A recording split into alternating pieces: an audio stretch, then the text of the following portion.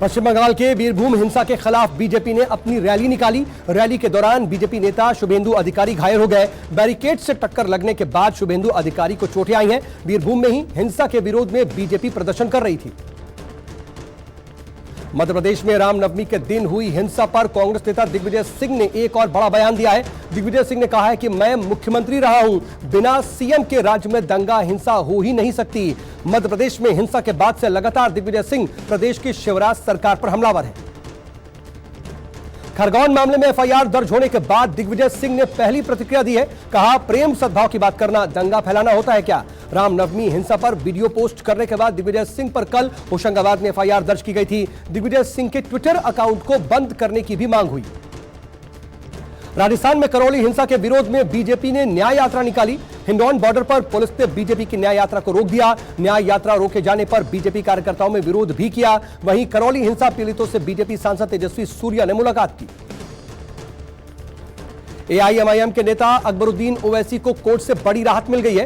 Hate speech case में Akbaruddin Owaisi MP MLA court से बरी कर दिए गए हैं। 2012 के भड़काऊ भाषण केस में ओवैसी बरी किए गए। संदेह के आधार पर अकबरुद्दीन को बरी किया गया। हैदराबाद की स्पेशल कोर्ट ने फैसला सुनाया है। मध्य प्रदेश सरकार ने दंगाइयों से हर्जाना वसूलने के लिए बड़ा कदम उठाया है। सरकार ने वसूली के लिए 2 सदस्यीय ट्रिब्यूनल का गठन किया है। ट्रिब्यूनल के गठन के लिए नोटिफिकेशन जारी किया गया है। नोटिफिकेशन में लिखा है कि ट्रिब्यूनल 3 महीने में काम पूरा करेगा। खरगोन में हुई हिंसा का आकलन करेगा। रामनवमी में 10 राज्यों में हुई हिंसा पर सीएम योगी का बड़ा बयान सामने आया है। कहा, उत्तर प्रदेश में दंगा फसाद के लिए कोई जगह नहीं।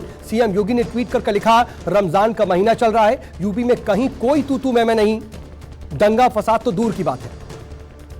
रामनवमी के दिन हुई जेएनयू हिंसा पर वाइस चांसलर शांति श्री ने बयान दिया है। शांति श्री ने कहा कि मैं जेएनयू की टुकड़े टुकड़े वाली छवि ठीक करना चाहती हूं। हम भी उतने ही राष्ट्रवादी हैं जितना कोई और है। आपको बता दें कि रामनवमी वाले दिन छात्र संगठन एबीवीपी और लेफ्ट विंग आपस में भिड़ गए थे। झगड़े के पीछे वजह लेफ्ट छात्रों ने बताया था कि मीट खाने से रोका जा रहा था। एमएनएस चीफ राज ठाकरे के खिलाफ केस दर्ज किया गया है। आर्म्स एक्ट के तहत राज ठाकरे के खिलाफ एफआईआर दर्ज हुई है। थाने के नौपाड़ा थाने में केस दर्ज किया गया। एमएनएस के 2 और नेताओं के खिलाफ भी एफआईआर दर्ज करवाई गई है। राज ठाकरे ने कल एक सभा के दौरान तलवार लहराई थी। महाराष्ट्र में सियासी मुद्दा बना लाउड स्पीकर। राज ठाकरे ने 3 मई तक सभी मस्जिदों से लाउड स्पीकर उतारने की धमकी दी।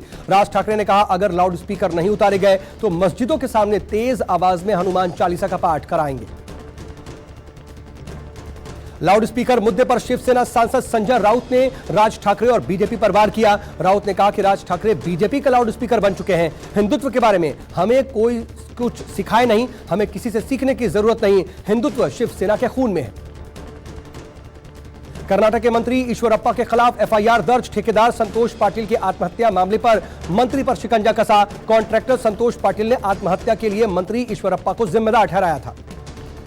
दिल्ली एमसीडी में 6 महीने तक चुनाव नहीं होंगे। सूत्रों से खबर यह है कि दिल्ली नगर निगम अब एडमिनिस्ट्रेटर के हवाले होगा। एडमिनिस्ट्रेटर व्यवस्था जल्द लागू होगी।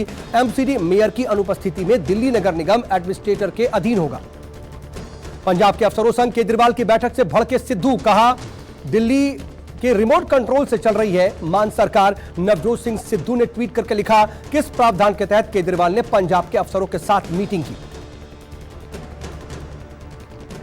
बीजेपी अध्यक्ष जेपी नड्डा ने दिल्ली के कैलाश नगर के शास्त्री पार्क में पीएम गरीब कल्याण योजना के तहत लाभार्थियों को राशन किट सौंपी। जेपी नड्डा ने कहा, दिल्ली में 74 लाख लोगों को पीडीएस के द्वारा जो अनाज मिल रहा है उसे बीजेपी कार्यकर्ता लोगों के साथ खड़े होकर के सुनिश्चित करा रहा है। यूक्रेन की खुफिया एजेंसी ने रूस समर्थक नेता विक्टर मेदवेचुक को गिरफ्तार कर लिया है। यूक्रेन में विक्टर पुतिन के सबसे नजदीकी और असरदार सहयोगी रहे हैं। जेलेंस्की ने फोटो जारी करते हुए कहा है कि पुतिन रूस समर्थक नेता विक्टर की बेटी के गॉडफादर हैं। कीव के मुताबिक विपक्षी पार्टी लाइफ पार्टी के नेता विक्टर फरवरी में हाउस अरेस्ट हो गए थे। उसके बाद वो फरार हो गए थे।